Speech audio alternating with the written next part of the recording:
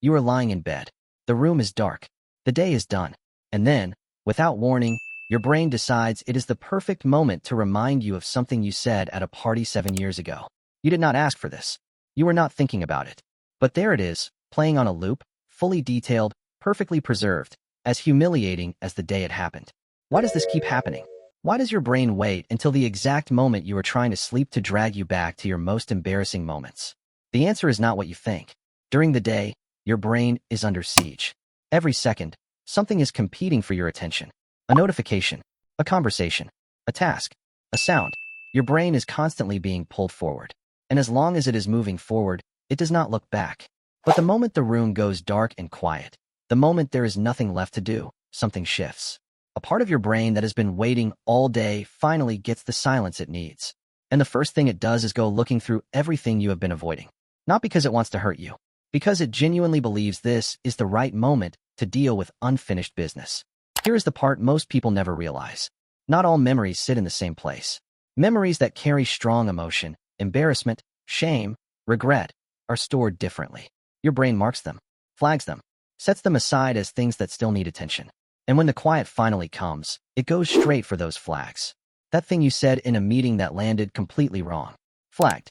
That moment you walked into the wrong room and everyone turned to look. Flagged. That text you sent to the person it was about. Flagged. Your brain still acts as if one awkward moment could damage your reputation forever. And in a way, it was built to think exactly that. Your brain still acts as if social mistakes are life or death events. That's why it holds on to them. That's why it replays them, even when they stopped mattering years ago. And it is running tonight. In your bed. In the dark. Replaying a conversation from years ago as if the outcome still depends on it. But here is where it gets stranger. Your brain is not replaying these memories to punish you. It is replaying them to process them, to try to take the emotional charge out of them, to file them away as something that simply happened, not something that is still happening. Research into sleep and memory has shown that your brain actively works on emotionally charged memories while you sleep, revisiting them in a way that slowly reduces the pain attached to them. Sleep is not just rest. It is your brain finishing the work it started before you closed your eyes. The cruel part is that the replaying happens right before sleep, when the processing cannot fully begin yet. You feel the full weight of it. The cringe, the heat in your face, the wish that it had gone differently. And then, if you actually sleep, your brain spends the night quietly doing what it was trying to do all along. This is why the same memory that felt unbearable at 2 in the morning often feels smaller by morning. You did not change. The memory did not change. Your brain spent the night finishing the job. But some memories keep coming back no matter how many nights pass. And the reason is uncomfortable. Embarrassing memories are built around a question your brain can never answer. What did they actually think of you in that moment? Unlike other painful memories that have clear endings, the danger passed, the argument ended, the injury healed, embarrassment stays open. Your brain cannot go back and find out what those people really thought. It cannot resolve it. It cannot close the file. So it reopens it. Tonight. And the night after. Searching for a resolution that will never come from the inside. The harder you try to push the memory away, the worse it gets. Because fighting it tells your brain the memory is still dangerous. Still unresolved. Still worth holding on to. You push it down, and it comes back with more force. What actually works is something your instincts will resist. You stop fighting it. You watch it instead. You notice the memory the way you would notice a passing car outside your window. There it is again. The one from the party. My brain is running it again. Not because I am broken. Not because it actually matters anymore. But because this is what brains do when the world gets quiet. You become the observer instead of the person reliving it. And slowly, without force, the memory loosens its grip. Because here is the thing your brain never tells you. There is something even stranger happening underneath all of this. The memory your brain is replaying tonight is not even accurate.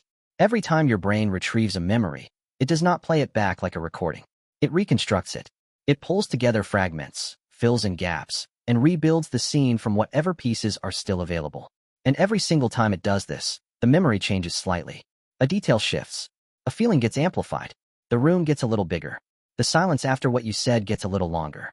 Your brain has been editing that embarrassing memory every time it has replayed it. Which means the version torturing you tonight is not what actually happened. It is a dramatized reconstruction that has been through dozens of revisions. Each one slightly worse than the last.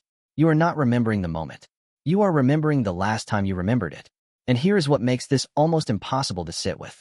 You will never know how bad it actually was. Because the original is gone. What you have instead is your brain's most recent version, shaped by every replay, every anxious late night, every time you flinched at the thought of it. The memory feels so vivid and so real precisely because your brain has rehearsed it so many times. Vividness is not accuracy. It is repetition. The people in that memory are not thinking about you tonight. They have their own memories replaying in their own dark bedrooms. Their own moments they wish had gone differently. Their own files that will not close. Your brain treated that moment like a catastrophe worth preserving forever. Their brains moved on before you even left the room. So the next time you are lying in the dark and your brain pulls up the footage again, the party, the meeting, the text, whatever yours is, try to remember this. It is not a flaw.